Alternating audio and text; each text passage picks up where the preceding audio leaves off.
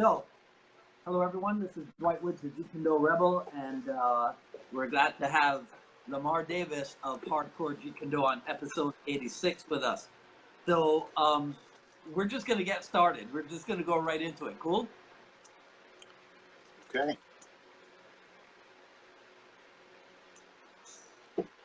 You got everything? You're where you need to be? Oh, yeah. Okay, all right. So, so you and I met a number of years ago. Do you even remember that? Yes, Mike Kinneric's school. Right. In Fort Lauderdale. Right. Yeah. Yeah. See, In fact, a couple of times. Yeah. I wasn't sure if you would remember that. So, so somebody's saying that you're a little bit out of focus. Can you get closer to your camera?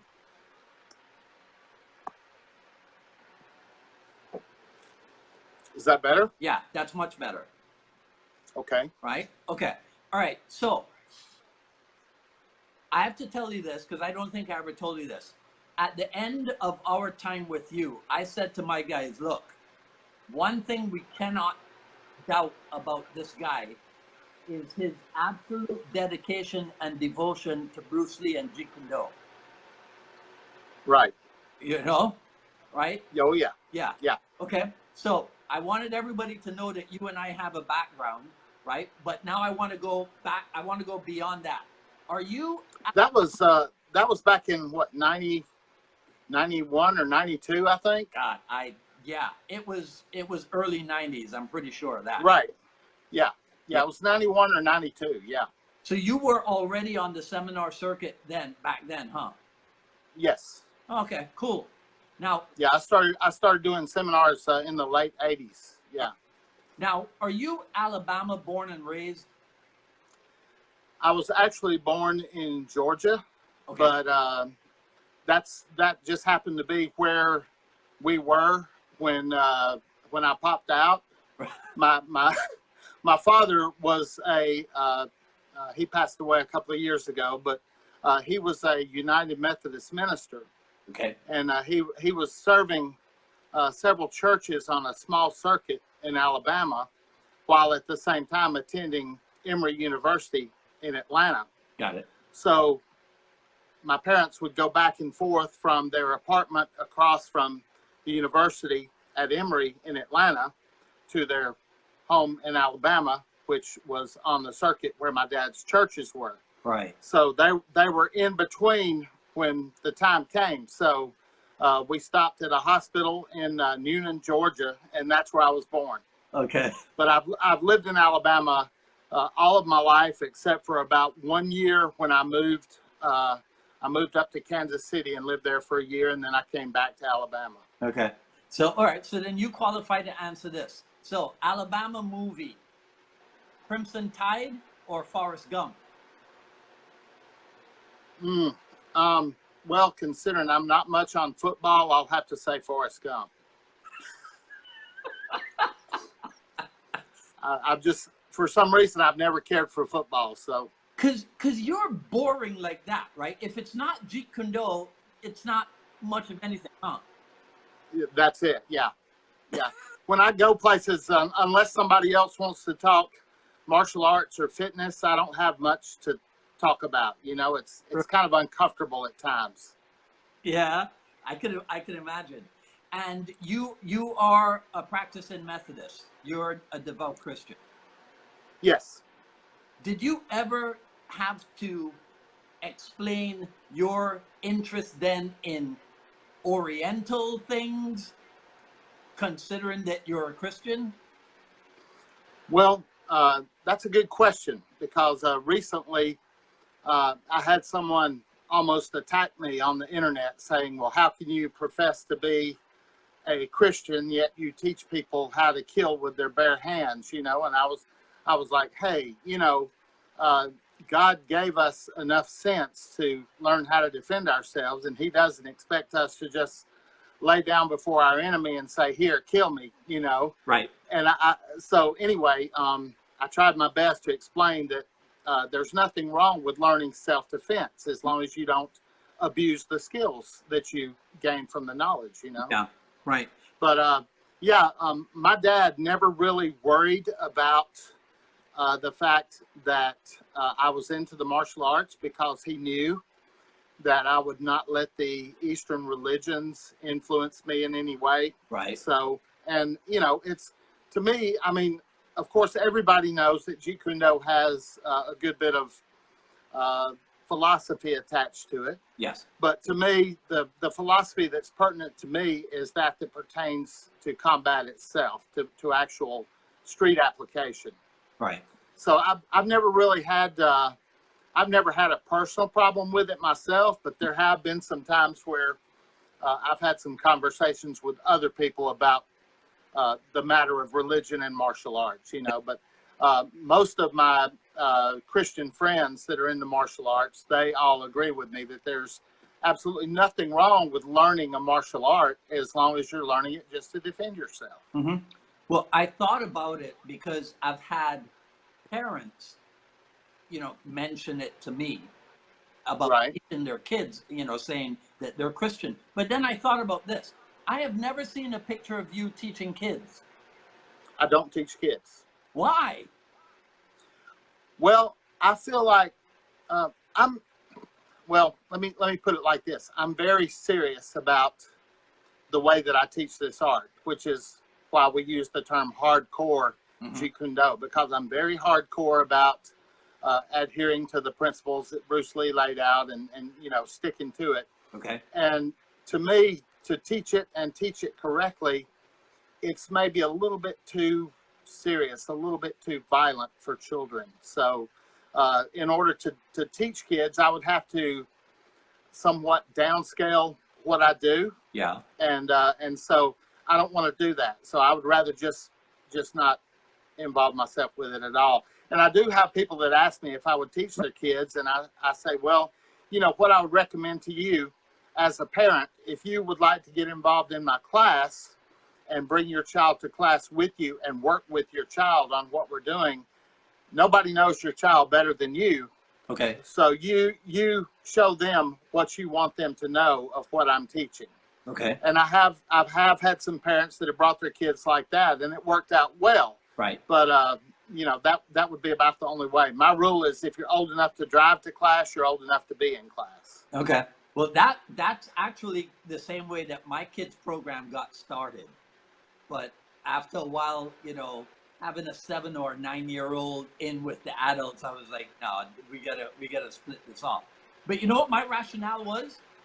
Bruce Lee trained Brandon, so right. You know. And I've taught my daughter some stuff. You know, she knows some stuff. I remember one day, it was a very proud day for me when she came to me and said, "Dad, would you teach me how to punch somebody really hard?" And of course, my first question was, well, why do you want to know how to punch somebody really hard? And of course, she was like, well, in case somebody messes with me, I can keep them off of me. How old was she? When she... At this time, she was probably, I think, about 15 when she asked me that. Yeah. Yeah. Wow. Yeah. Do you have any other kids? I have a stepdaughter. Okay. And then I have 4 grandkids and 1 great-grandchild. Okay. Did you just say grandkids? 4 grandkids and 1 great-grandchild. You must have started early, boy, because as far as I know, I mean, well, apart from the fact that you look almost exactly the same, you know. Everybody tells me that. They tell me that I don't ever look any older, and I'm like, well, I'm 62 years old, you know. Wow. So. Wow. So it's got to be the heavy emphasis on nutrition and working out, because once you started working out, you've never stopped, have you? Well, there's been periods of time that I've gone through where I would be so involved with something having to do with my my martial arts activities that I didn't have time to get to the gym like I wanted to. Okay. So, you know, maybe a couple of weeks would slip by without me actually going to the gym. Mm-hmm. But I do have a gym here in my home. So I've got a full workout facility here in my house, just like I also have a full Chun here at my house, just like I do my school. Right. So Okay. So yeah. That's pretty similar then to your friend Tommy Carruthers, because he's got the gym like across the street from his house or something, right? Well, my school is 13 miles from my house, and it's a pretty good sized facility. I've got about 2,500 square feet, and I own the building, so I can do whatever I want to, Right. you know, with the building. Yeah. And I love that, because when you're renting, you know, you can't move this wall or move that wall or hang something here or hang something there, because you've got to be concerned about doing damage to the property. But when you own the building, Right, you do pretty much whatever you want to. yeah. And I love that. How? But yeah, my private queen here at my house, I only use that for shooting. We use that for photo shoots. We use it for shooting instructional DVD footage. Okay. And also for private lessons. Okay. So, is that where some of this stuff is shot? Oh, you got my magazine. Hello. Yeah, yeah. We shoot some of that in my private queen, and then we shoot some of it in my actual school. So tell everybody this thing, because this is amazing. Tell everybody about. Well, a few years ago, I was writing for Wing Chun Illustrated. I had a Jeet Kune Do column in the magazine Wing Chun Illustrated, and I through some fortune or misfortune, after being in 24 issues, I was no longer going to write for that magazine. And so what I decided to do, I thought, well, you know, and I had been talking to Eric Lillior, the editor of Wing Chun Illustrated. I had been talking back and forth with him about what it took to start your own magazine. And that was something that I was really interested in, because I'm always writing. Right. You know, to date, I've had well over 200 articles on Jeet Kune Do published in martial arts magazines, literally all over the world. Right. So, you know, I got to thinking about it, and I thought, well, you know, why put all my effort into work for someone else when I could have my own magazine? So that's where the idea came from.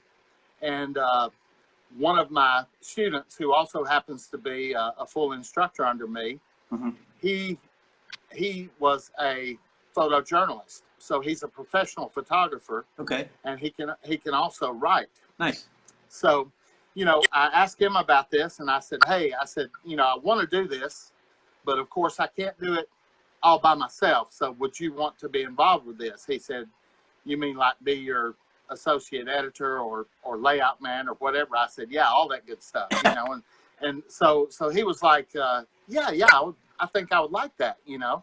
So we got the magazine started, and we released our first issue, and I had a lot of very, very positive response from that first issue.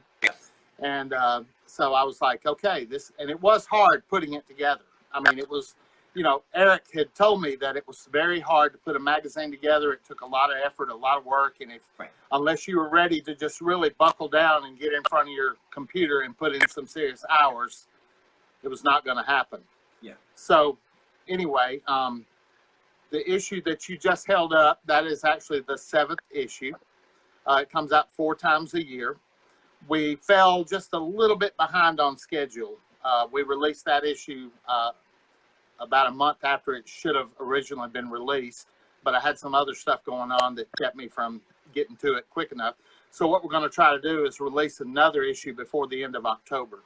Okay. To get caught back up with our schedule. Yeah. But we've had some really interesting things happen with the magazine. Like, I've got a few copies here. But you see this issue. This was issue number 2.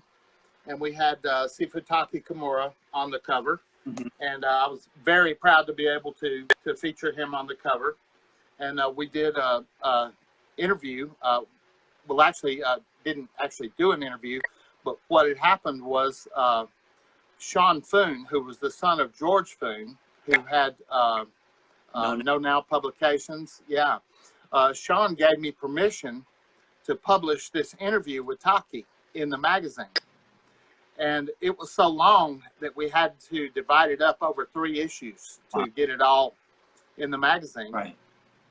And then I guess you've noticed in the new issue, the pictures from the original poster, Jeet Kune Do 1, yes, showing the Mukjong technique. Yes. Sean also gave me permission to reprint that. Nice. So in this issue, we did Jeet Kune Do 1, and in the next issue, we'll do Jeet Kune Do 2. Okay. So unfortunately, what this involved was me having to cut up 2 of my posters to be able to do the layout and everything. Right. But you know, I have 2 originals of you know, the first printing of 1 and 2. Yeah. One set is signed by Dan Inosanto and Richard Bastillo. Mm-hmm. And, you know, of course, that's one of the treasured things in my collection.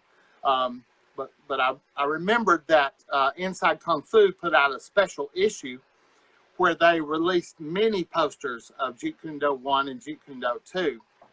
And I hunted that up, and it was there was, as you can tell by looking at it, there's a little bit of water damage, but not too bad. Yeah. Stains. Huh? I thought it was coffee stains. No, you never have to worry about coffee stains around me because I don't like coffee. So, but anyway, yeah. So I cut up the 2 smaller posters. Yeah. So I didn't have to cut up my originals, which I was really glad of that. I was willing to do it if I had to, but I really didn't want to. Yeah. So volume or poster number 2 is already cut up and laid out and ready for the next issue. So that will be in the next issue. Nice. Also, you recently did an interview with Harinder Singh. Mm-hmm. He will be on the cover of the next issue, and there will be an interview with him in there. And he also, starting with the issue that you were holding, Yeah. he has his own. Yeah, he has his own Jeet Kune Do Athletic Association column that will be featured in each issue from now on. Okay. And also, Abe Santos, who trained with Taki Kimura for 35 years, Right. He writes an article for each issue now as well. Okay. So you know, at first it was a lot of really tough work on me having to write everything and do everything, and of course Dave, my partner, he writes a column and he writes an article for each issue as well. That's Dave. And right. Dave Bundy. Yes, Dave Bundy. Okay. Yes, and who is touring Scotland right now? He's over in Scotland. So, yeah. Yeah. But he hasn't even seen this new issue yet because he left for Scotland before the new issue actually came in. Okay. Yeah. You mentioned having a signed copy from Inosanto and Bastillo, and Right. I know that you brought them out to Alabama like 1980. Yeah. So that's Yeah, probably 1980. That's probably one of his first seminars. Yeah, and he said that was the first time he had ever even been to Alabama. So Yeah. yeah. So I want to come back to that, but before that, in your Jeet Kune Do genealogy, before that, you were with Joseph Cowles in Wu. Yes. Right? Okay, so Yes. Yes. I know a lot of people have heard the stories, and you probably told the stories 200 times already. But you know, just tell us one more time your start, and then I want to talk to you about the Inosanto seminar. Okay. Well, I actually started martial arts when I was 10 years old. You know, I started out studying basic Shotokan karate and Kodokan judo. Okay. So that was my first actual experience. But when I saw Bruce Lee in the Green Hornet, I knew that whatever that was that this guy was doing, that's what I wanted to learn. So, you know, I knew that my end result was going to be Jeet Kune Do. I just didn't know how I was going to get there. So I had to figure out some way, you know, to get there. Yeah. Throughout my teenage years, I searched for someone who could teach me Chinese Kung Fu. And it turns out that here in Birmingham, Alabama, at the University of Alabama in Birmingham, at that time, back in like 70, 72, 73, Mm-hmm. 74, 75, 76. The chief of police for campus police was a man named Thomas Seals. He was originally from California. Okay. And he was a black belt in, he was, I think, a 4th degree black belt in Ed Parker's Kenpo. Okay. And he had also trained in Northern Shaolin Kung Fu. He was a certified Sifu in that. And he had also had some Wing Chun training. And he had been around a few of Bruce Lee's students out in, you know how that is, been around a few of Bruce Lee's students out in California. Yeah. And he had worked with them a little bit and seen some of the stuff that they were doing. So he was willing to work with me and show me the things that he had seen the Bruce Lee students doing and that they had shared with him. Yeah. And he also taught me how to do Chi Sao. He was the first person that ever showed me and taught me about Chi Sao. And he got me started with the trapping hands and, of course, the vertical fist. Mm-hmm. Punching structure and the bilji and things like that. Okay. So this was my background before meeting Sifu Cowles. I was also training in Filipino martial arts under a gentleman named Robert Brabante. He lived not in Birmingham, but in a city just outside of Birmingham. And I was going to him learning Filipino Eskrima. Okay. And so, you know, I was working with him.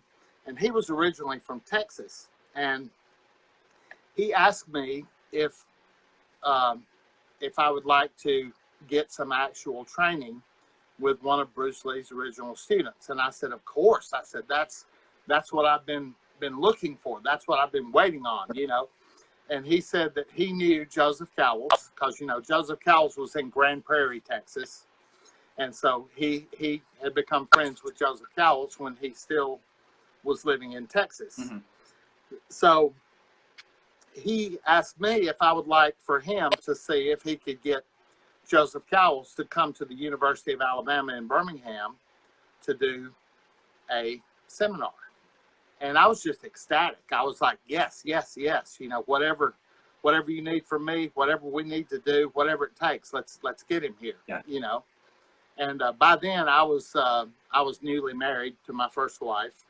And you notice I said first wife. Let's not talk about all that. But anyway, I was newly married. And so anyway, the time came for him to come and do the seminar. Well, you know, he brought a student of his with him. I remember his first name was Keith. I don't remember his last name, but his first name was Keith.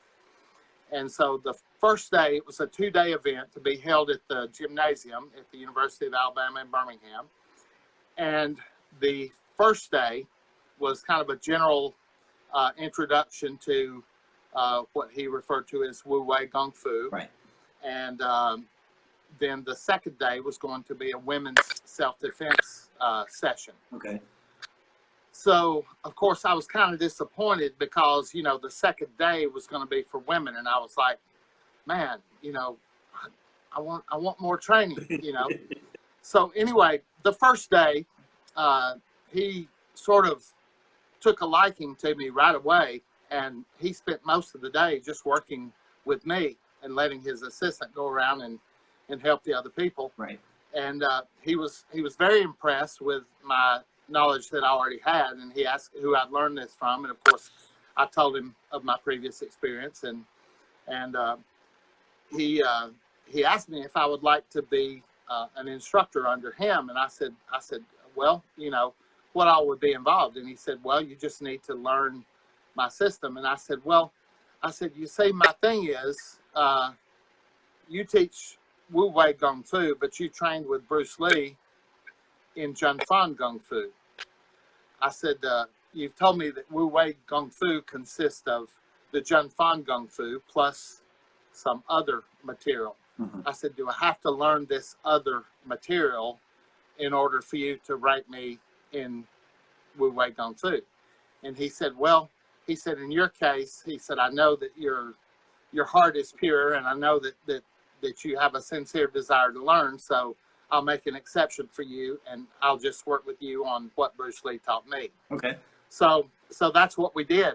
And at the end of the first day, I said, do you have any plans for tonight? And he said, well, no, not really. And I said, would you like to come to my house for dinner? And he said, yes, that would be great. So anyway, I went home and of course told my wife that we were having dinner guests. So I got cleaned up a little bit and then went back to their hotel to pick them up and brought them to my house for dinner. And so we had dinner, and after dinner, Joseph Cowles wanted to go right into showing me some stuff, and I was like, great. So, we started working on some stuff, and I had on my back deck, I had some equipment that I had built that I used to train with. Yeah. And so we went out there, and he was looking at my equipment, and he was like, wow, this is some really nice stuff you've designed here. And I said, well, I kind of have a knack for building things, and I was trying to come up with a way to simulate a mukjang, even though I don't have an actual official mukjang. Was that the spring and arm thing, or had you built a complete mukjang at the time? I had built a mukjang, but I look back at it now and I laugh because I was like 19, 20 years old, and I built this thing, and I'm like, okay, I think they're supposed to look like this, and it was ridiculous because I found a piece of pipe that was like, it was like huge. It was like it was a PVC pipe that was like probably 15 inches in diameter, and then I drilled holes in that, and I put some smaller PVC pipes through that, and tried to get the configuration down, and I could sort of do some stuff with it, but it wasn't like the real thing. But then I came up with some ideas for mounting some arms that would move on a flat board with a target to strike. And that's what Joseph Cowles was fascinated with. He started working with that. And at this time, I had just come up with this spring arm idea. And I had my spring arm out there also. And he worked with that a little bit. And he said, wow, this is fascinating. This is really an interesting piece of equipment here. Yeah. He said, is this your idea? And I said, well, I saw a picture once of Bruce Lee using something like this. And I kind of made a mental note that if I ever had the opportunity, I was going to try to build something like that for myself, which I did. And so anyway, they must have stayed at my house. I think it was something like 12:45, a.m. Yeah. When I finally said, "Listen, I better take you guys back to your hotel," And of course, I was thinking, with the next day being for women, I was thinking this was probably the end of my visit with them, And Joseph Cowles, he said, "Listen, I've been thinking." He said, "I want you to come tomorrow," and he said, "Keith likes the ladies, so we'll let him work with the women, and you and I will go in a separate room, and I will train you personally all day." Wow! And that was like, wow. I was like, it's like a kid going in Toys R Us for the first time. I was so excited. I was like, wow, this is going to be incredible. So I went back the next day, and we worked on Chisao. We worked on simultaneous attack and defense. We did. He taught me the Silim Dao as he learned it from Bruce Lee, and we did a lot of energy and sensitivity drills, some that I had never seen before. And then he showed me the Sam Sing, the arm banging exercises that he learned from Bruce Lee. Right. And so we were doing that. And I was like, wow, this is really tough on the forearms. And he said, yeah, there was a few different variations, and he took me through all of those and showed me that. And so... Did you have a video recorder for all this, or were you writing notes, or what? Okay, what I did, I asked him. Now keep in mind, this is back when VHS first came out and was available to the public. Right. And I had a very primitive black and white video camera that you had to put the whole cassette in the camera, So it's this huge thing. And so I asked Joseph Cowles, I said, can I bring this and film what we do? And he said, oh, absolutely. You know, so, you know, I filmed everything that we did that day. And that became sort of that video and that experience. For years, that was my teacher, Right. you know, watching the video, training by the video every day, having students come over and work with them on the drills and things like that. Mm-hmm. And, you know, but yeah, that was, you know, I had a video with him, and I had a few videos with some other original Bruce Lee students too that I had done. But I went through a period of time where I was living in a duplex house. I was renting one side of this duplex house, and it had a full basement. And when I moved in, I was very adamant with the lady that I rented the house from that the basement did not leak. And she said, no, it doesn't leak. I said, you're sure? It's never leaked. She said, no. Well, I was living there. At the time, I was single. So I was living there by myself. And I went to Northern Ireland to do a seminar for Martin O'Neill in Northern Ireland. Yeah. And when I came back, my basement was standing in about 6 inches of water. And I had boxes and boxes of VHS tapes, magazines, every bit of that just destroyed. Because what happened, the water soaked in from the bottom and then gradually made its way to the top and just ruined everything in every box. Yeah. And those boxes were like concrete. I mean, you know, the magazines were just caked together and just solid. And the VHS tapes were ruined. And I had been gone for over a week, and I came home to this. Yeah. So, wow. You know, that was those VHS tapes, the tapes of Joseph Cowles were there, and the other tapes that I had, some tapes of me working with Howard Williams, those were destroyed. I had a tape with working privately with Sifu Ted Wong, that was destroyed. Right. Okay. So, but you know. now you're confusing me because your timeline. Well, I was just telling you what happened to the tape. Right. Okay. We shot ahead. We went back to the future, you know, so shot ahead to tell you what happened to the tape. Right. But anyway, back to Joseph Cowles. So that Sunday, we worked one-on-one that whole day, and then he came over and had dinner again that night, and we worked some more once again until after midnight, and then I took him back to his hotel, you know, and that we said our goodbyes, and you know, I brought him back again for a seminar a few years later, and I had really been working hard at all the stuff that he showed me, and he said, wow, he said, this is amazing. He said, I've never seen anybody, you know, get this good, this fast with this stuff. And I said, well, when the desire is there, yes, you know, and when you really want something, yeah, you know, what people have to realize is that I'm here in Alabama, you know, I was never living in California. I was never able to go to classes on a regular basis right, with anybody. Right. I've had to get what I could when I could, yeah, you know, and that was by going to seminars, going to training camps, going to all the nucleus events. I went to all 5 of the major Jeet Kune Do nucleus events that they had. I've sponsored, Lord knows how many people I brought in for seminars, both first and second generation students. But to me, it was the important thing to me was to learn as much as I could about the totality of what Bruce Lee taught. Mm-hmm. You know, you hear a lot of people say that they teach only the Seattle material. You hear other people say that they teach only the Oakland material. You hear other people say that they teach only the LA Chinatown material. Mm-hmm.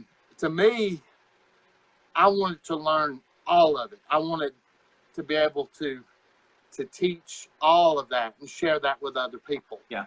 So, and that's how you ended up being certified under, what is it, five different JKD people? Yes. Okay. Yes. Can you quickly, I mean, I don't mean to interrupt your flow, but quickly give me the timeline for that. After Joseph Cowles certification, under whom, like, do you know off, you probably do, like certifications came in what order? Let's see. After Joseph Cowles, it was Sifu Steve Golden. Okay. And Sifu Patrick. I heard Steve Golden is hilarious. Is that true? He is. He is awesome. Yes, he is. Yeah. Steve Golden, Jerry Poteet. Okay. Then Patrick Strong, and then Sifu Leo Fong. Okay. Mm-hmm. All right. And okay, so let's do this now also. Is it October, the seminar with you, Sifu Fong, and Sifu Santos, correct? Yes, Abe Santos, yes. Oh, okay. That will be held, we're having, Friday night will be sort of an intro, sort of a orientation and a meet and greet that we'll have at my school. Okay. And then not going to be the women's self-defense Friday night? No. But we'll do that. And then Saturday, there will be a morning session from 10 to 12. Then we'll take our lunch break, and then we'll come back and go from 2 to 4, and then from 4 to 6. Okay. So on both Saturday and Sunday, we'll do that. And I will teach 2 hours each day. Abe Santos will teach 2 hours each day. And Leo Fong will teach 2 hours each day. All right. Yeah. And everything will be over at 6 o'clock that Sunday evening. But it's October 11th. 12th and 13th. It's a Friday, Saturday, Sunday thing. Okay. All right. Okay. So, are there any other JKD instructors that you trained with but probably weren't certified by? Well, I mean, like I said, I've been to every nucleus event that they've had and, got that training. Okay. I've spent time with certain ones privately, to pick up different things. Yeah. One person that was very interesting, and you probably read the article in my new magazine, I do an in memory of section about someone who has passed. Bob Bremer. Someone who's no longer with us. Right. And this latest issue, I wrote about my experiences with Bob Bremer. But, yes, there were a lot of instructors. I even had a few of them tell me, I would certify you, but you don't need any certificates from anybody. And I'm like, well, I really never thought I would have certificates from 5 Bruce Lee students. If somebody had told me that when I was a teenager, I would have said, no way. Right. Yeah. But like I said, Steve Golden was the first after Joseph Cowles, and then Jerry Poteet, and then Sifu Patrick Strong, and then Sifu Leo Fong. Okay. Now, similarities, differences, huge or insignificant between those guys? I would say that Sifu Cowles, of course, what he worked with me on was purely Junfan Gung Fu. Mm-hmm. So everything had the Junfan structure, the Junfan Baizhong, emphasis on training the Silim Dao, mm-hmm. a lot of emphasis on sticking and trapping hands, mm-hmm. a lot of emphasis on the rotation, straight punching, and the bilji, working things like that. A lot of Lin Sil Dadar, 4-corner attack and defense move. So what I learned from him was just purely the Junfan Gung Fu. But then, with Steve Golden and with Jerry Poteet, who they were, of course, as you know, LA Chinatown era students. Yeah. Sifu Golden, or Steve, as he prefers to be called, Steve worked with me on some really unique things having to do with footwork and reading someone's intention. And this is something that no one had ever shown me before. Mm-hmm. And I remember Steve had called me and said that he was going to be in Tennessee for something. He was going to have to be in Nashville, Tennessee for something. And he wanted to know if I would like to drive toward Nashville, and he would drive toward Birmingham, and we would meet middle, and he would do a private lesson with me. So, can you hear me now? Yeah, I hear you. Your image is frozen. Okay. But I can hear you talking. So yeah, we can still do this. Okay. You froze for a second too there. So that's why I was asking, could you hear me? So we actually met in Decatur, Alabama, which is north of here, in a park, and he did a private lesson with me and one of my senior students. And he had me stand before him just right at the fighting measure. Mm-hmm. And he said, whenever you're ready, attack me. He said, really, really attack me, really try to hit me. And I said, really? Wow. He's like, yes. And I was like, are you sure? He's like, yes. And I'm like, oh, okay. Well, you know, I'm standing there, I'm standing there. I'm thinking, okay, I'm going to try to fool him here, you know.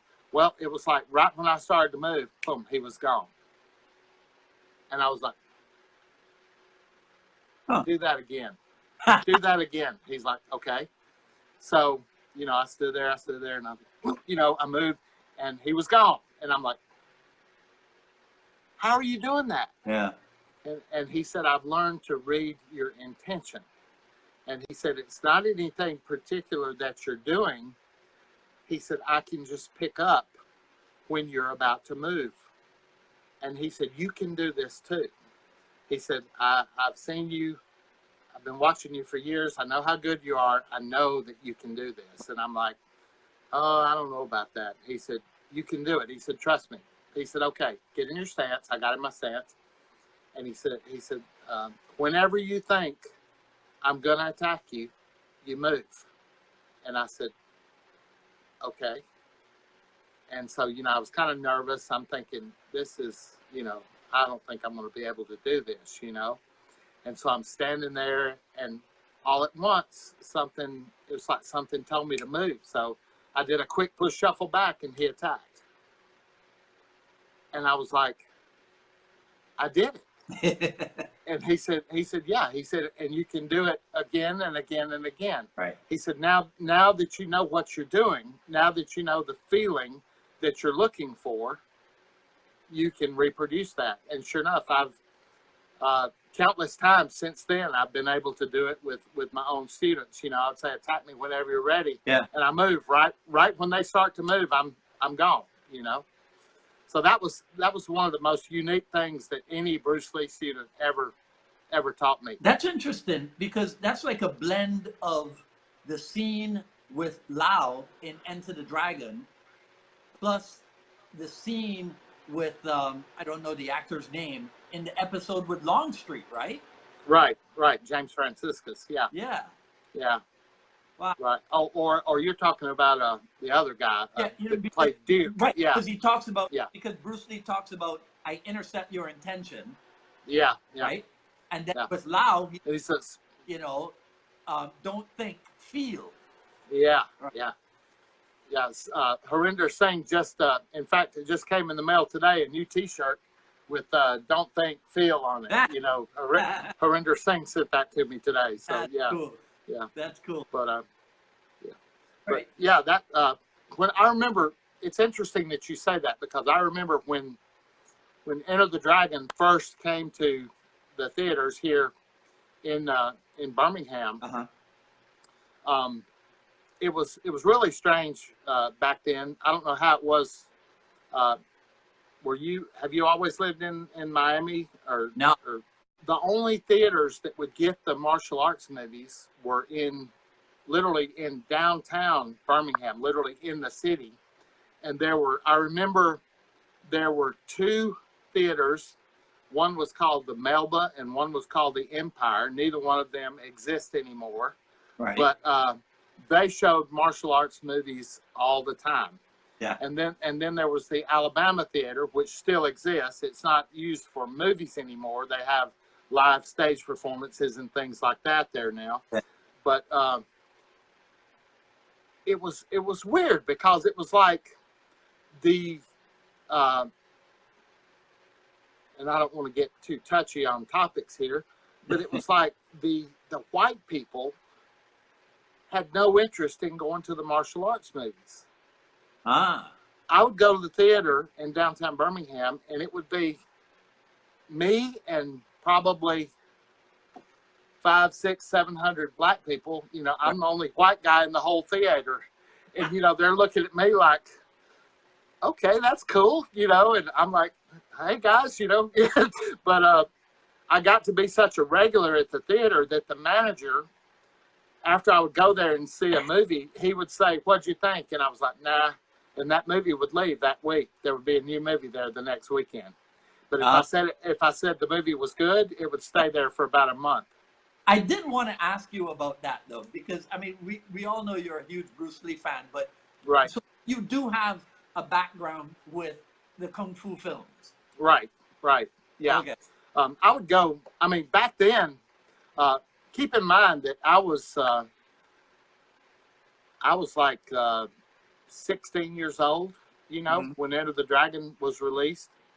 You know, so I had just started driving. So I would literally have to, talk my dad into letting me use the car to go into downtown Birmingham, you know, and he was, and I would go and I would, so I was real happy when I finally got my own car because, you know, I was like, cool, now I go to the movies anytime I want to, you know. Yeah.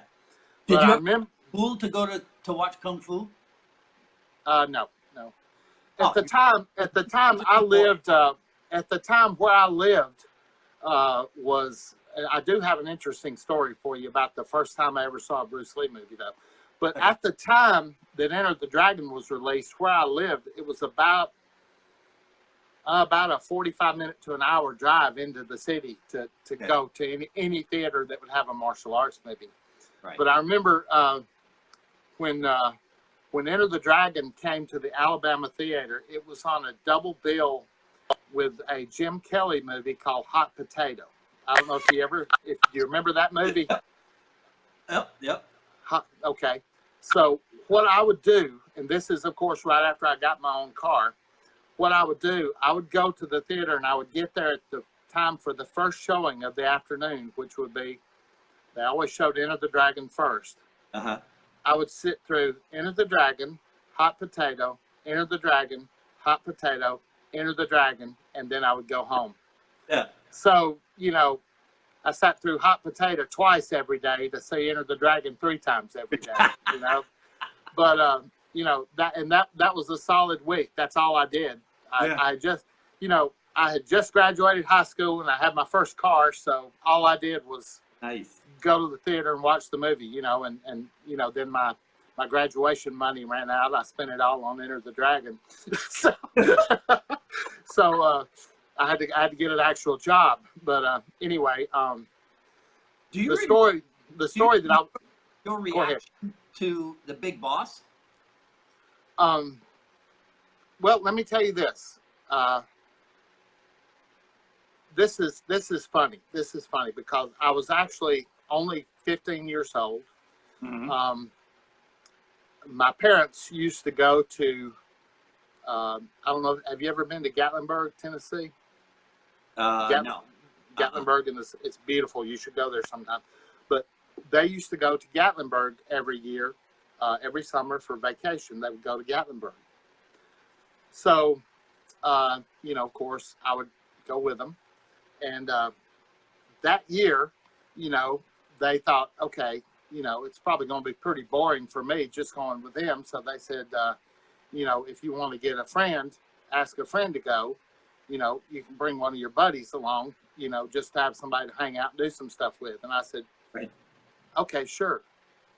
But we had just moved to this new place where we were living because, you know, Methodist ministers on the average move about every 4 years, you know, and we had just moved to this place. I didn't really know anybody. So, you know, my mother just kind of selected this random guy to go, another kid from the church, you know, to go with us, who it turns out I had absolutely nothing in common with. But anyway, we stopped in Crossville, Tennessee to spend the night on our way to Gatlinburg. And this Holiday Inn in Crossville, Tennessee, we always stopped there because their swimming pool had a high board, a 3-meter diving board. And at the time, I used to love to dive. So my parents would always stop there so I could, you know, have that pool, you know, for Mhm. a few nights or whatever. So anyway, I noticed that there was a drive-in theater right next to the hotel, and it was showing on a double bill, Fist of Fury and Chinese Connection. Ah, Okay, which of course now we know was Big Boss and Fist of Fury. Fury. Okay, Yeah. but I'm thinking, okay, you know, I'm not old enough to get in because of course it was like you had to be 18 or older to even get in. I don't have a car. This is Bruce Lee. I've got to see Bruce Lee. I've got to see him somehow. So my parents were staying in one room, and me and this guy were staying in the other room, this other kid.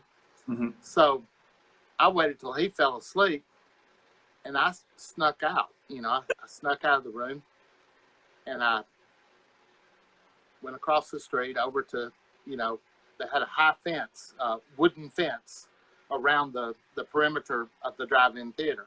Right. Well, there was a tree next to the fence.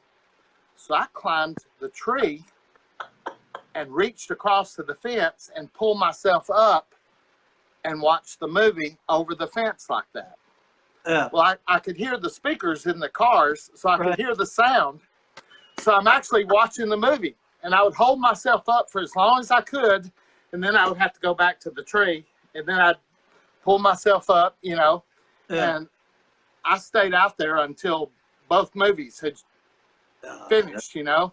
That's priceless. And so I climbed down from the tree, and I went back, and I snuck back in the room. He was still asleep. Nobody ever even knew I was gone, and I'm glad my mother doesn't have a computer, because if she was watching this, she would.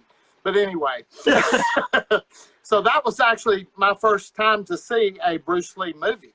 Right. And of course, I was sitting right in front of the TV when the Longstreet episode, The Way of the Intercepting Fist, you know, and of course, back then you didn't have VCRs or anything like that, but you did have your little video cassette recorder.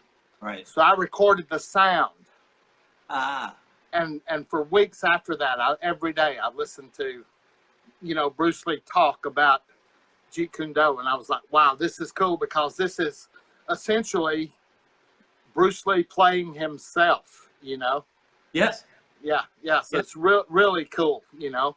But, I mean, isn't that interesting that he had such an impact that they actually wrote what was it, a 3-episode arc that was about Jeet Kune Do? Well, they had The Way of the Intercepting Fist, and then after that there were three more episodes that had Bruce Lee in it. Yeah. Not quite as much as the first one, but he was just kind of in the background and occasionally teaching. And then he had a fight scene where you know, he took a guy out in a warehouse or something. I remember that. But I heard of another martial artist who was also in the movies, but then they wrote a TV episode dedicated to him and his art. I've never heard of that before. You know, and that was a great advantage of him having Sterling Silliphant as a private student, because, you know, he wrote the script there, and he wrote it with Bruce Lee in mind. He's like, this is perfect. This is my way of introducing you to everyone, you know, and I thought that was just fantastic. That was just priceless. And of course, you know, now you can purchase the whole Longstreet series on DVD. Of course, I had it a long time ago, way before anybody even knew you could get it, but, you know. How long ago did you have the video of the 64 internationals and the 67 internationals? Gosh, I've had that since the late 80s. Okay. Yeah, me too. I've had it since the late 80s. And it starts off with the, let's see, it's got a brief segment with James Lee in there, a birthday party, and then there's Bruce Lee with Brandon on his back doing the, you know, and stuff like that, and and just some other, and then all of the backyard footage, and then some of the Long Beach footage. But that was priceless stuff. Don't you hate that these kids today just go on the YouTube and they got it all? They don't have to suffer for it. Right. And, you know, it's funny you say that about these kids today because, you know, I love working out, and I actually, besides having my own private gym here at the house, I actually belong to 3 different gyms. So I like to have a variety of places to go work out. Plus, Nancy teaches yoga, and so she's teaching yoga at these different places. And a lot of times I go with her, and while she's teaching yoga, I'll go actually work out. But while she was teaching a yoga class last Wednesday night, there was a young lady in the gym, and she started talking to me, and she said, "Is that your wife teaching yoga?" And I said, "Yes, it is." And she said, "Well, what do you do?" And I said, "Well, I'm a professional martial arts instructor." And I said, she said, "Oh, really? That's cool. What do you teach?" And I said, "I teach an art called Jeet Kune Do." I said, it's the fighting art that was founded by Bruce Lee." And she said, "You mean Jet Li?" And I said, "No, Bruce Lee. Do you not know?" She had no idea who Bruce Lee was. Yeah. And Yeah. I said, "So you don't know who Bruce Lee is?" She said, "No, I've never heard of Bruce Lee." And it's amazing to me that, you know, back when I was a teenager, I would have just about killed to get to see some of the stuff that, like you said, anybody can watch on YouTube now, you know? Yeah. And I was really excited when I guess Shannon Lee allowed that to be leaked on YouTube, the 9 minutes or so of Ed Parker's actual footage. You know, Right. I was excited to see that. I was like, wow, because I knew it existed because, you know, Don Warner. Are you familiar with Don Warner? Yes, I know who he is. Okay. Don found that. He found that footage, and he sold it to Shannon Lee. Did you know that? Yeah. Yeah. He found the footage, and he sold it to Shannon Lee. So I already knew that it existed. I already knew that Shannon Lee had it. Oh. But I didn't know when I was ever going to get to see it. And then all at once, one day, I logged on, and I was like, whoa, this is the footage, you know? And that was it. So, you know. We saw that stuff in 84 or 85 at Jay D'Amato's camp in St. Louis. You know, and then some of us were fortunate enough to be given copies of it. Right. So, you know, so yeah, so we've had that for, you know, but I wanted to talk to you about that because you are somewhat the poster boy for controversy. Right. In fact, it's funny that you use the term Jeet Kune Do Rebel because John Suit, that used to be the editor of Inside Karate Magazine, he branded me the Jeet Kune Do Rebel back. You know, he passed away quite a few years ago, but yeah, he actually released an issue where it said Jeet Kune Do Rebel on the cover, and it was talking about me. So yeah, so that's something we have in common that you probably didn't know about. Yeah. Well, so now we got 2 things in common. We got the Jeet Kune Do Rebel, and then we got hanging out with a bunch of black people watching Kung Fu. Yeah. Yeah. Yeah. All right. So okay. So let's touch a little bit on the controversy. Here's how it's reported, right? Because you know how you'll hear stuff about someone, right? And sometimes if you get to talk to the person, you might find out that it's grossly incorrect, right? Right. Or right. report, whatever. But so here's the report. You brought Inosanto to Alabama. Yes. But he taught essentially Filipino martial arts. Okay. Here's what happened. I was actually hoping for a Jeet Kune Do seminar, and I thought it was going to be a Jeet Kune Do seminar. But my Filipino martial arts instructor, he had a little bit to do with setting this up.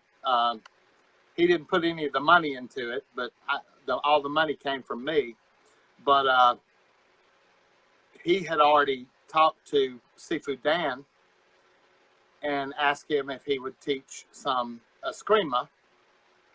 And so Seafood Dan came thinking that he was going to do an Eskrima seminar. And so, you know, I was the one that picked him up at the airport. He brought Richard Bastillo with him.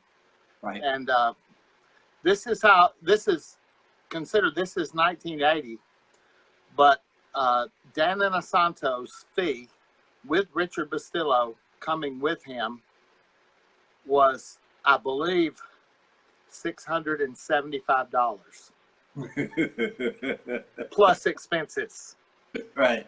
So, you know, that tells you how long ago that was. But, you know, when I picked him up at the airport, I immediately started talking to Seafood Dan about his experiences with Bruce Lee. And, of course, you know what a wonderful, warm person he is. He immediately started telling me all this stuff about when he trained with Bruce Lee and all this kind of stuff. Well, then he and Seafood Bastillo started asking me questions about my Filipino martial arts instructor. Right. And I was like, why are they asking me questions about him? You know, so anyway, it ended up that I told Seafood Dan, I said, you know, you are going to cover some Bruce Lee material, right? And he said, well, I can. And I said, well, that's really what I was hoping for. And so anyway, what it ended up being was 75% of it was Eskrima. Yeah. And 25% of it was what he called Jun Fan Wing Chun. Okay. So that's what the certificate says from that event. It says Eskrima / Jun Fan Wing Chun. Okay. Okay. So that's what we did. But that Saturday night, Seafood Dan and Seafood Richard came to my house for dinner and stayed till well after midnight, showing me stuff that Bruce Lee taught. It's you a know? little bit of a trend here. At Yeah, your house. yeah, definitely. And this is when I showed Seafood Dan my spring arm. He was fascinated with it. Yeah. He kept messing with it and doing stuff with it. And he was like, wow, did you do this on your own? I said, yeah, you know, I built it. And he said, this is really neat. He said, do you have any plans of patenting this or anything like that? And I said, no, it's just something for me to train with, you know? And he said, okay. So anyway, a few years later, in Inside Kung Fu magazine, there was an ad for Hawkins Chung's magic arm. And it was a spring with a wooden arm on the end of it. And it wasn't just like mine, but it was similar. And at the time, Seafood Dan had that school with Hawkins Chung. They had that school together.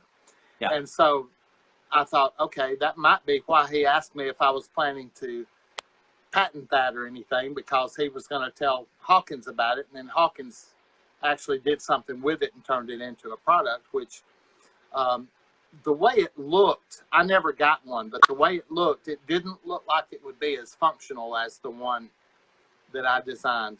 And, you know, my design went through several different stages, but, you know, I have my own business called Dragon Blast where I build this custom equipment. Here's what I was going to say. So obviously you learned a lesson from that, right? Yes, I did. Okay. Yes, I did. But anyway, you know, Seafood Dan was just thoroughly fascinated with that spring arm, and he was literally making up drills with it on the spot. Yes. It was amazing. I mean, just amazing to watch him, because he's all at once he's doing all this stuff with it, and I'm like, okay, that's cool. So I actually got some ideas from him as to more ways that I could use my own invention there, you know. Yeah, but you didn't stay with him because, and is that because he seemed to emphasize the Filipino stuff more? Well, at the time, okay, you remember back then there was the huge controversy about, you know, this group is right and this group is wrong, and this group is doing what Bruce Lee did and this group is not, and this, you know, okay.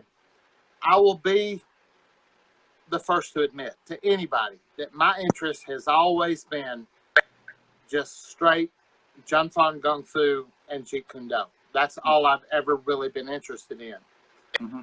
But someone had told me that if I was ever going to be certified by Sifu Dan, that I would need to learn the Filipino martial arts also. So that's what prompted me to start learning the Filipino martial arts. Right. And I ended up with a full instructor certification in Eskrima because of that. But, you know, I don't teach it now. Don't think I ever will. But I was interested in certification under Sifu Dan if possible. But like I said, the issue still exists. I'm here in Alabama. I've never been a wealthy person by any means, so it's not like I could afford to just uproot and move to California. You know, and besides, I've always been very strongly family oriented, and I've always been one that I wanted to stay close to my parents in case my parents ever needed me. Or like my mother lives a little over an hour away from me now. She lives by herself since my father passed away, and my wife and I go spend a day with her, you know, at least once a week. But you know, I could never see myself getting that far away from my parents in case something were to happen and they were to need me. Right. But anyway, so, you know, I felt like I was tied here. I felt like I was tied to Alabama. I did get in touch with, you know, you're familiar with Michael Brown, who posts on your page. Yeah. And I got in touch with him and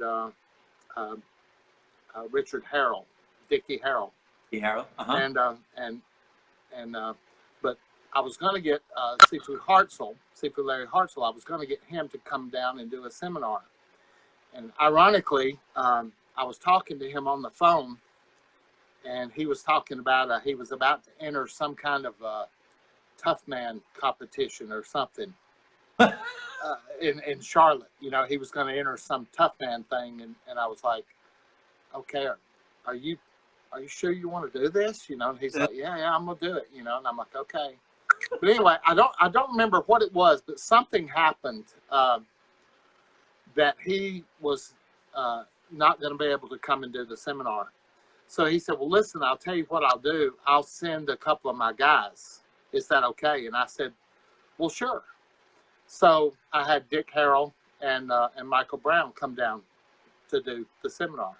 Mm-hmm. And so, you know, we hit it off very well. I got along tremendously with both of them. And Dick was actually talking to me about my interest in possibly becoming certified through Sifu Dan. And he said, I think you've got it. He said, you've got the skill. He said, I can see it. He said, everything that we've worked on, he said, you're right on it. He said, I'm gonna talk to Sifu Dan and see if we can't go ahead and make the move toward getting you certified.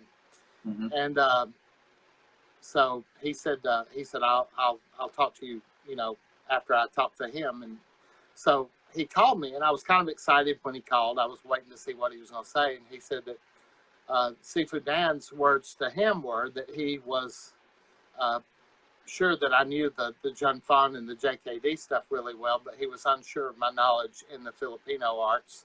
So, you know, and so that at that point, that didn't make me dislike Sifu Dan or anything like that, because I've always loved the man to death. He's a wonderful person, you know, but it put kind of a bad taste in my mouth for the concepts side of things, the JKD concepts.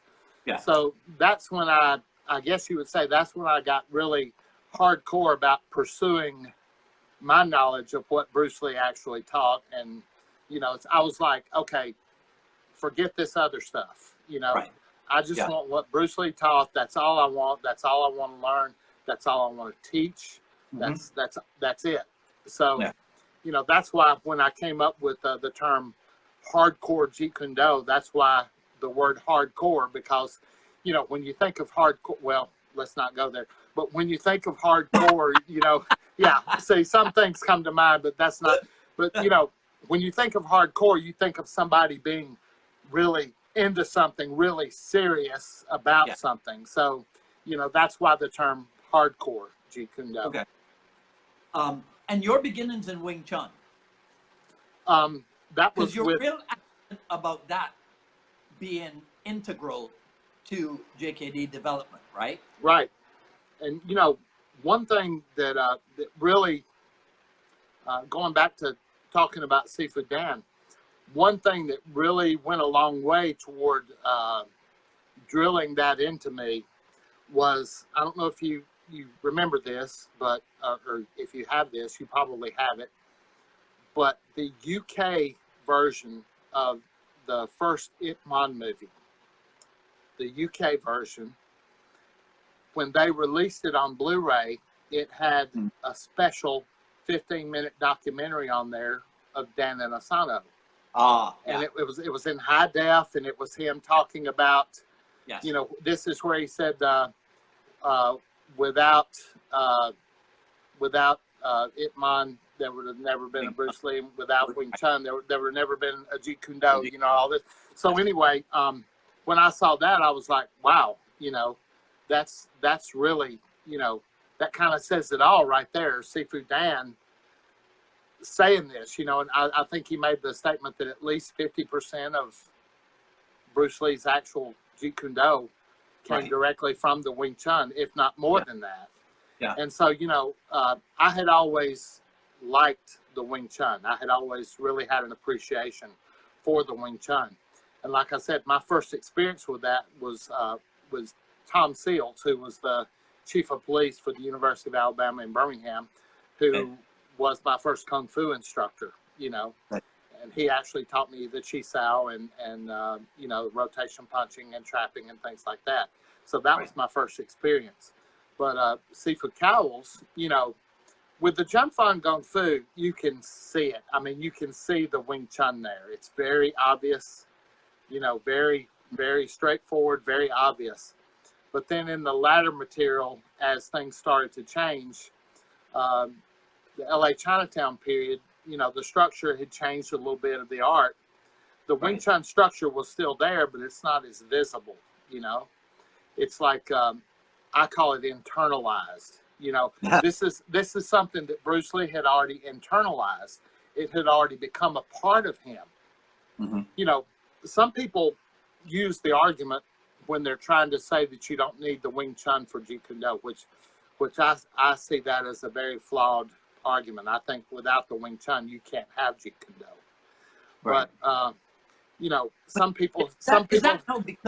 Is that because it's a thing that, like you just said, has to be internalized, and since it's not visible, people think it doesn't exist? Exactly. That's part of it right there.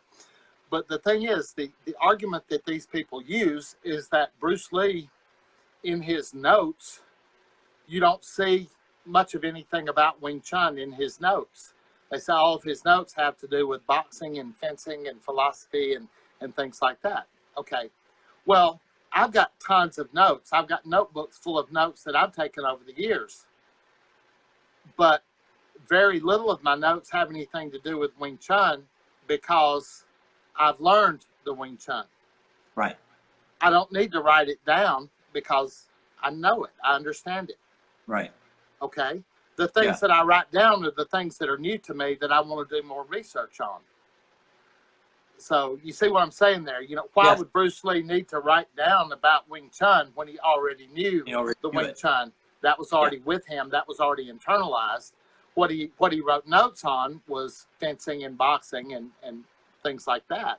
And you know, the notes, like when the Tao Jeet Kune Do was first released, everyone, you know, they were like, wow, this is it. This is like the Bruce Lee Bible here, the Tao Jeet Kune Do. Okay, when I first got it, and I don't know if you remember this, but O'Hara Publications would do what they would call a pre-release offer, where if you were on their mailing list, you would get an order form in the mail to order something well before it even came out. Yeah. Okay, I had 2 hardbound and 3 softbound versions of the Dow already ordered before they ever even came out. So, you know, the day that package arrived in the mail, I was so excited. Yeah. But, you know, I got it, and, you know, the first thing I was disappointed in were there's no photographs. It's all drawings, you know. Right. And then I started looking, and there's a lot missing. There's so much missing here, you know. And I was like, there's got to be more. And then, of course, you know, later on, Tuttle Publications came out with the Bruce Lee Library series and released Jeet Kune Do commentaries on the martial way, which was all of the stuff that was left out of the Tao Jeet Kune Do. So I was like, okay, here we have, and then you put that together with the photos from the Bruce Lee's Fighting Method book, and you kind of have almost the whole picture there. Yeah. Something about the Fighting Method books that most people don't know about, and I know about this because, well, you know how it is when you've been in this art for a long time, and a lot of people know that you're really interested in this, you're really into it. Things just kind of fall in your lap, you know. Emails from a strange person appear with this photo or that photo or this footage or that footage or, you know, all this stuff. Well, anyway, I won't mention any names because I don't know if it's a good idea to, but there are a few individuals who got the rights to the photos that were not used in the Bruce Lee's Fighting Method books. Okay, what most people don't realize is that there were more that weren't used than were used. Mm-hmm. And some of the stuff that was not used was actually better than some of the stuff that was used. But I've seen these photographs. Yeah. And I mean, the person that showed these to me has them on his master computer, and he says, I'm going to show you something. He said, you know, we're just going to look over this quick, but I'm going to show this to you, and you're going to like this. And it was the photos, and he had all these files categorized, and he clicked on one file, and it opened up all these photos of Bruce Lee training with a spring arm device that was very similar to mine. And there were probably 20 or 30 something photos, but you didn't see those in the Bruce Lee's Fighting Method book, because that was the kind of stuff that nobody knew what to do with it. They're like, well, we could put these in the book, but we don't know how to explain this. So, you know, what do we do with these photos? Did he change his mind about the publication even of that, you know, the original intention behind what ultimately became the Fighting Method? But during his lifetime, did he change his mind about that publication as well? From what I've been told, okay, and this comes from several sources, not just any one particular source, but from several sources. I was told that he was working on what was going to be like the master text on Jeet Kune Do. Yeah. And he had all these notes, and he had all this stuff prepared, and he had all these photos done. And then he just decided to scrap the whole project, to not do it. Because what I was told was that he was not sure that he was ready to give the world all of this material, you know? Yeah. Yeah. So whether that's true or not, I don't know, but that's what I was told. Okay. I want to ask you something, because I heard you say this because, you know, when I was doing my research on you, right, you know, I looked around for different sources of material and what have you. Yeah. Yeah. Okay. See that? Yeah. I got you. So. This is the hardbound version of you know, my books. This one is I'm doing a series called Scientific Street Fighting: The Art and Science of Jeet Kune Do. Okay, so this first volume, it's just you know, it's got full color photography and just, you know, all kind of stuff, but it deals with the foundation structure. The second volume is it's upper body tools. The third volume is lower body tools, and I'm working on it now. But there's going to be 10 volumes in all. Hey, so okay, so that's the third thing we have in common. And then there's this book. I haven't seen that one. This is it's just sort of a general overview of Jeet Kune Do, and just, you know, it's got a lot of good stuff in there. Just it's kind of I guess you'd call it just a basic text, you know, just kind of an overview. So is everything available at blurb.com? Oh, okay. Blurb.com. Just go to blurb.com and put in. You can put in original Jeet Kune Do quarterly, and it'll bring up where you can order all the magazines. Or you can put in scientific street fighting, and it'll bring up these books. Okay, cool. Yeah, but all that can be ordered from there. All right. I'm sorry, I got distracted. I looked over and saw the books and just reached for them. No, that's fine. See, because here's the thing, right? So we have all this Jeet Kune Do material out there. Right? Because people have, you know, stuff has been published for over 40 years. Right. But still we have that girl you told me the story about who has no idea who Bruce Lee is, and therefore has no idea about Jeet Kune Do. Yeah. Why is that, do you think? Everything nowadays is MMA this, MMA that, UFC this, UFC that. And people think that if you're not a mixed martial artist, or if you're not interested in MMA, that you're a nobody and a nothing, you know. And you know, I noticed that they tried their best to tie Bruce Lee in with the UFC. You know, they released the T-shirts and stuff like that, and makes sense. And, you know, the saying Bruce Lee's the father of mixed martial arts and all this kind of stuff. You know, they tried to tie him in. I think that was more of an effort to get the people like you and I more interested in MMA and interested in the UFC. That never really. I hate to interrupt you, but do you have a theory on why the fight scene in Enter the Dragon with Sammo Hung was structured the way it was? I think Bruce Lee wanted to show the versatility of his art. You know, how versatile it was, and that you know, it includes punching, kicking, trapping. Because, you know, in that scene, you saw punching, you saw kicking, you saw some trapping, you saw grappling. You know, you saw a little bit of everything. I think he wanted to emphasize, you know, how broad the spectrum was for his art, that there was nothing left out, that there was nothing missing, that there was nothing that wasn't there, you know. Right. And I think that was his way of just showing the public, hey, you know, this is my stuff. This is what we do, you know. Yeah. But that's, I think that's what they use now to indicate that he was going, you know, that he is the father of MMA. Right. And every student of his that I have talked to said that if anything, the emphasis was do not go to the ground. It's not a good idea to find yourself on the ground with somebody. Do everything you can to stay on your feet and end it on your feet, you know. And it's that's something that stuck with me a long time ago, because I don't know if you realize this or not, but I had a long kind of as a secondary career doing bodyguard and private security work.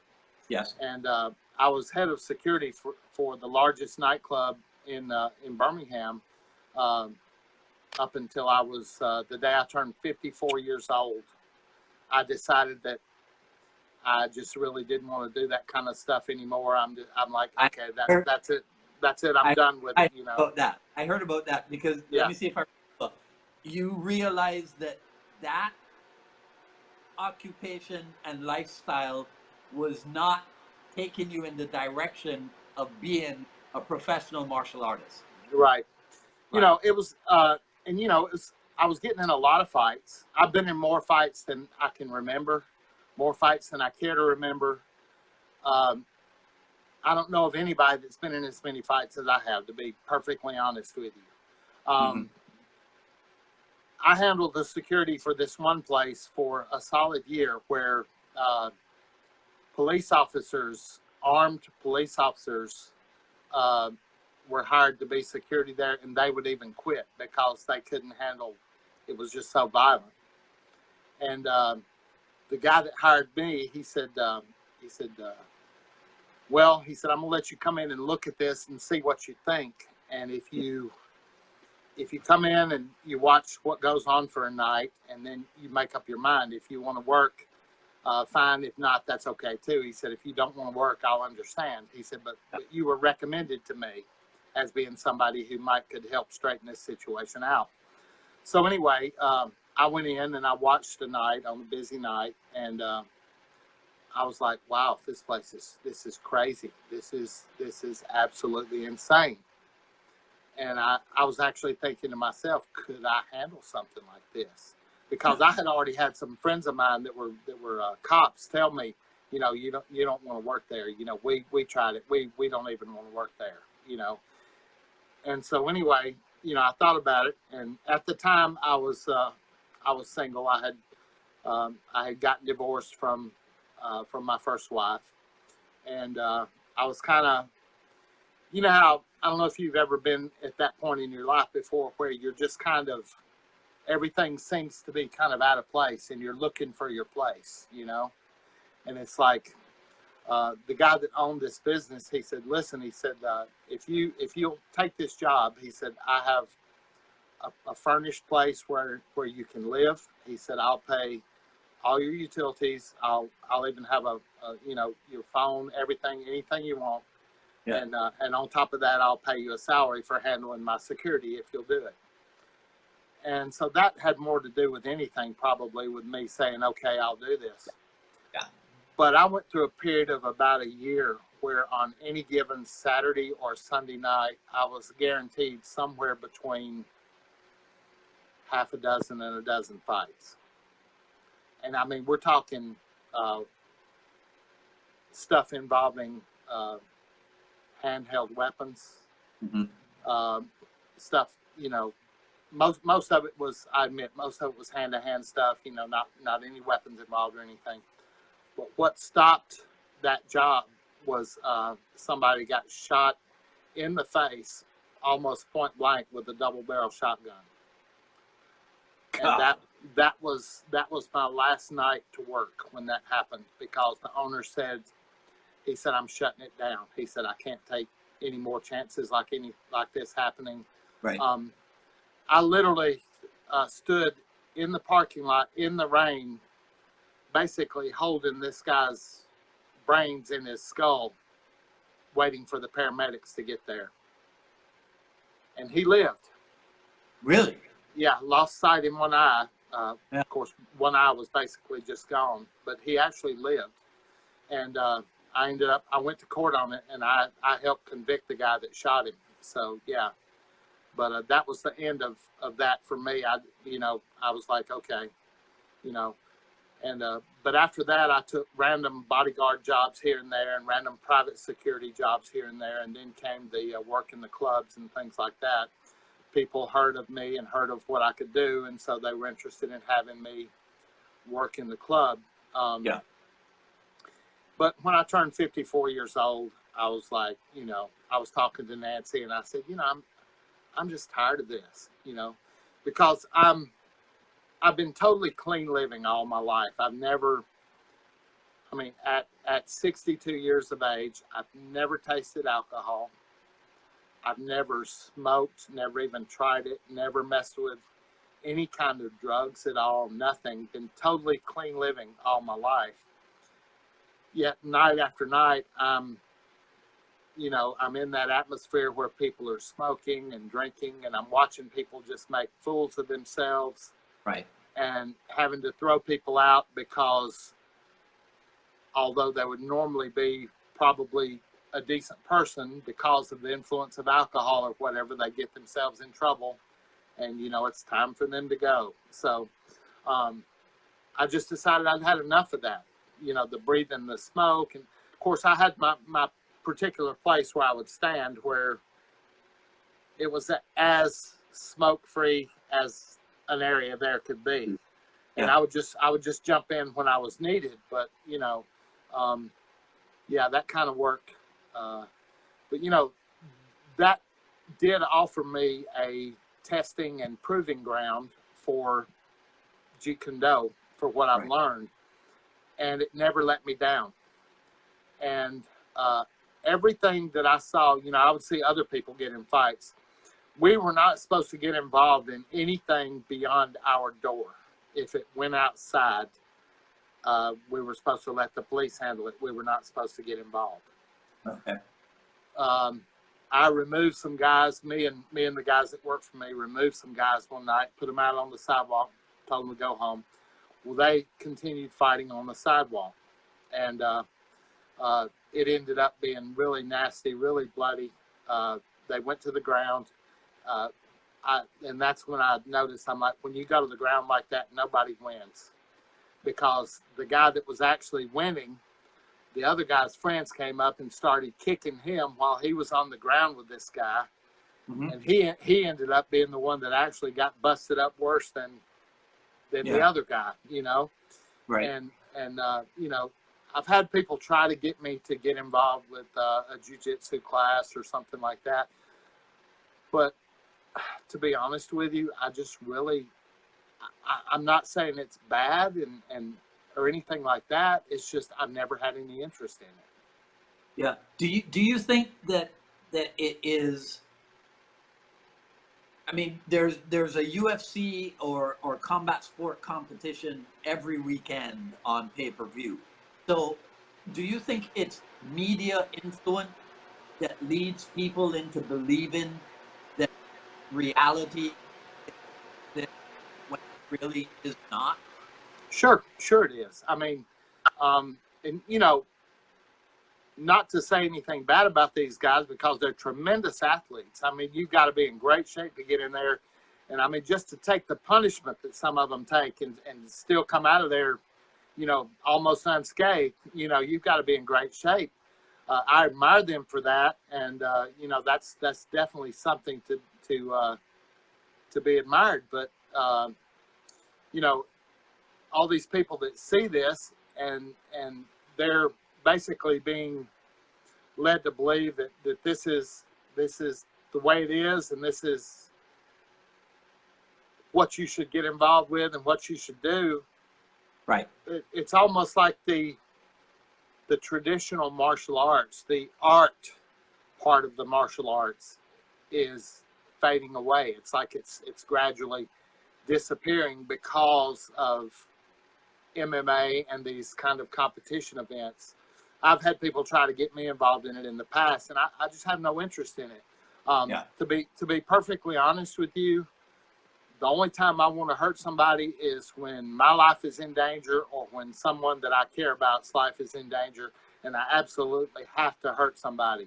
You know, I haven't been in a fight since I was 54 years old. The last fight that I was in was the last night that I worked at the club. I kicked a guy one time, and he flew back, and the back of his head hit an elevator door, and he slid down in the floor, and he was out cold, and that was it. That was the last physical conflict that I had, and I would be perfectly happy to go the rest of my life without hurting another human being. And I cannot see the appeal of getting in the ring and taking the chance on getting pounded into hamburger meat. You know, it doesn't interest me in the least. And I mean, for some belt or title or some amount of money, you know, I mean, you hear these stories of these guys that they're in boxing matches and shortly after the fight, they just fall over dead because of some injury that, you know, it killed them, you know? Yeah. And I mean, why? For some title or some belt or some amount of money, it's not worth it to me, you know, to hurt another person and to take a chance on being hurt. I mean, no one is invincible. You know, no one. I don't care who they are. They're not invincible. And, you know, I'll be the first to say that God has been with me when I've been in these conflicts. And I've always gotten out of it safe. But it could have very easily gone the other way, you know. Okay. I'm sure that I've had my share of luck in my time, you know. So I just realized we've been at this for 2 hours and 15 minutes, and I don't Really? Yeah. Wow. Right. I'm So seeing it's dark outside. I yeah. didn't realize. Yeah. Okay. But so let's wrap it up with this. But you have to promise to come back on because I didn't get Anytime. through all my questions. Anytime, especially when we can figure out how to do this. That was embarrassing to me because I was sitting here waiting for that invitation to show up like it did the first time, you know. Right. And Yeah. it just never showed up. And I'm like, okay. And then when we tried it again, boom, there it was. And I was like, okay, we're good. Okay. So let's finish on this. So you said nobody's invincible, but if you've read comments about Quentin Tarantino's movie and and You know, and the way that people feel about how he disrespected Bruce Lee, I think you're wrong. I think people think Bruce Lee is invincible. Have you seen the movie? I have not, because I saw the clips, just the parts involving the Bruce Lee character. I saw them posted in various places. And I was like, oh my gosh, you know, people are going to come away thinking that Bruce Lee was just some kind of smart aleck, you know, that I was like, wow, you know, this is not going to be good. Yeah. You know, especially we talked about people now don't know who Bruce Lee is. Imagine how many people saw that movie and that's probably their first impression of Bruce Lee, you know? Yeah. Yeah. And one of my students went to see it, and I think it was on opening night, and I talked to him the next day, and he said, I can't believe that I wasted that much time watching that. Really? And he said that both him and his girlfriend just kind of looked at each other when it was over. Yeah. And said they wish they could get their money back, you know. And then I've heard other people say, oh, I watched it and I just kind of took it for what it was and I enjoyed it, you know. Yeah. Yeah. Well, that was kind of like you remember the Birth of the Dragon movie that came out with Philip Ng playing Bruce Lee? Philip and I have become, you know, friends, and I thought he did an excellent job, you know, in the movie. But you know, you kind of have to take it with a grain of salt. Take it for what it is. It's just a movie. And of course, they took their liberties. But then, I mean, look at the movie Dragon, the Bruce Lee story that Linda Lee actually approved. It was terrible. I thought it was terrible, you know. And you know, the theater called me and asked me to come and do a demonstration, a Jeet Kune Do demonstration, before the movie premiered. So me and a group of my students went, and they had a stage set up and microphones and everything. And I got up and I demonstrated some stuff, you know, and you know, we were all excited.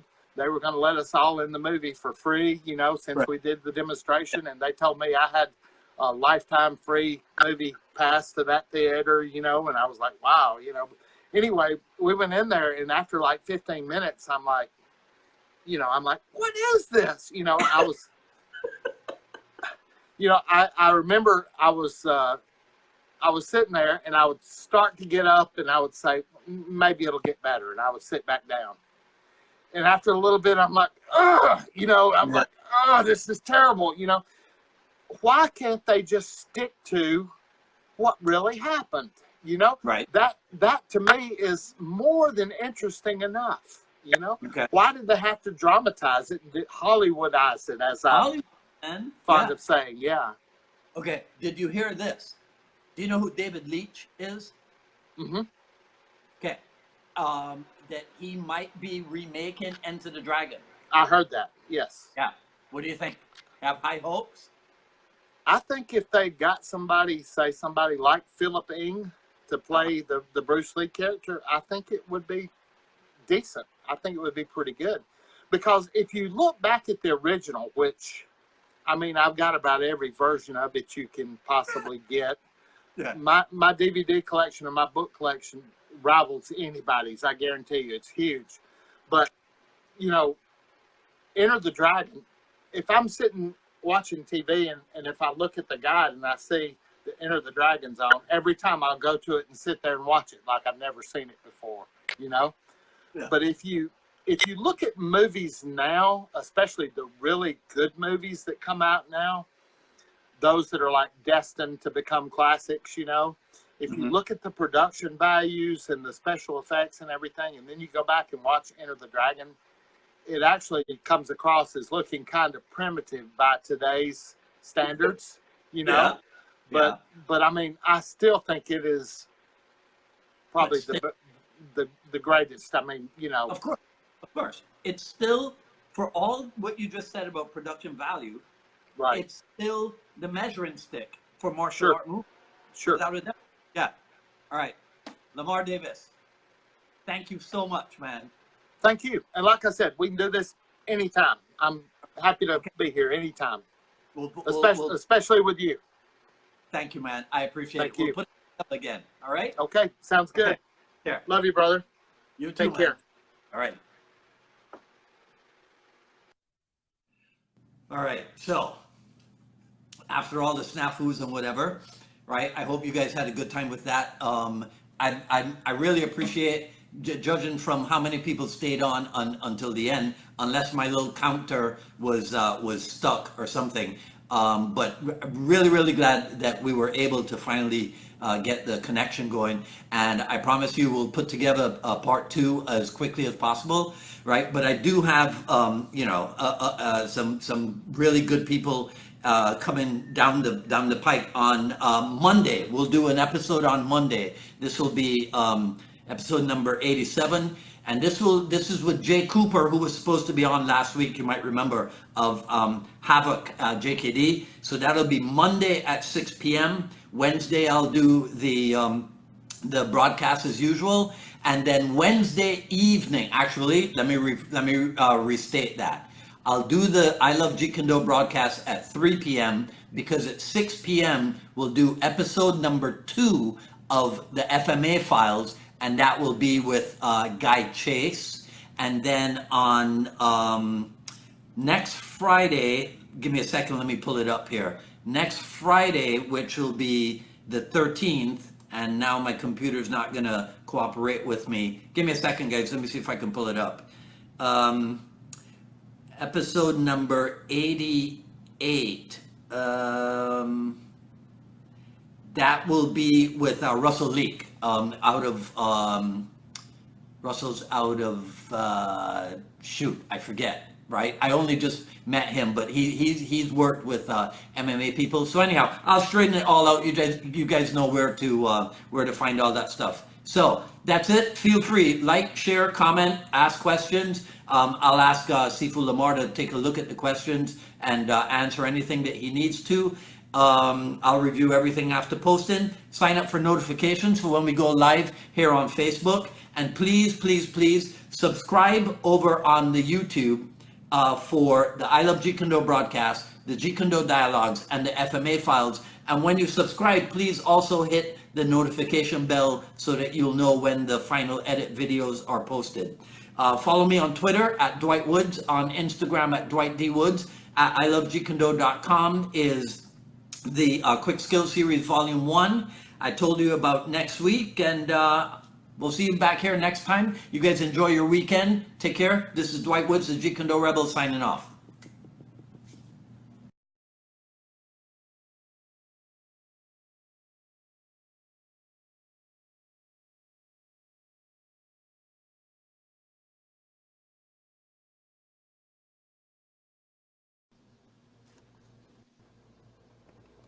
Can you hear me? Yep, that's it. Cool. Okay. So whatever we did just now, that's what we need to do again. Okay. Yeah, I keep getting all these messages from people saying, "Did you know you're live on Facebook right now?" And I'm like, no. I've never done this before, so. Yeah. Well, yeah. Good. I'm glad to be introducing new stuff to you. Yeah. All right. Okay, so I got your notes. If I happen to bring up something and you're not cool with it, you just tell me and we'll go on to something else. Okay. All right. Okay, that sounds fine. I'm pretty open to anything you want to talk about, but I just don't want to do anything that would lead to saying something bad about somebody. No, You know, because I try to get along with everybody. So exactly yeah. right. Yeah, and you know that my program is about just that.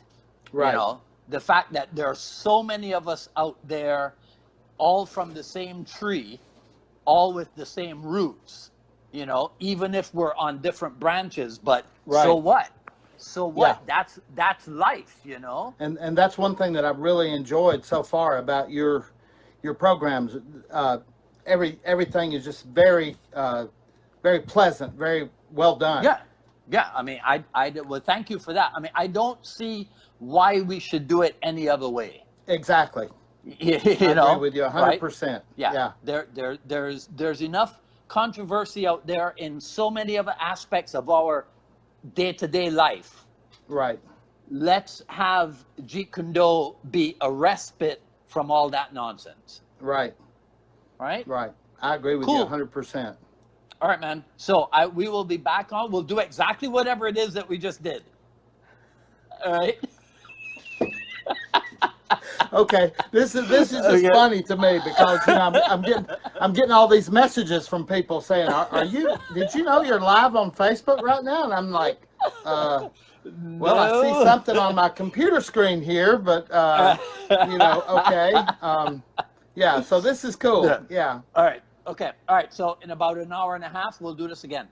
Okay. Sounds good, brother. All right. Okay. All right, man. Talk to you take then. care. All right. Bye. Cool. Bye.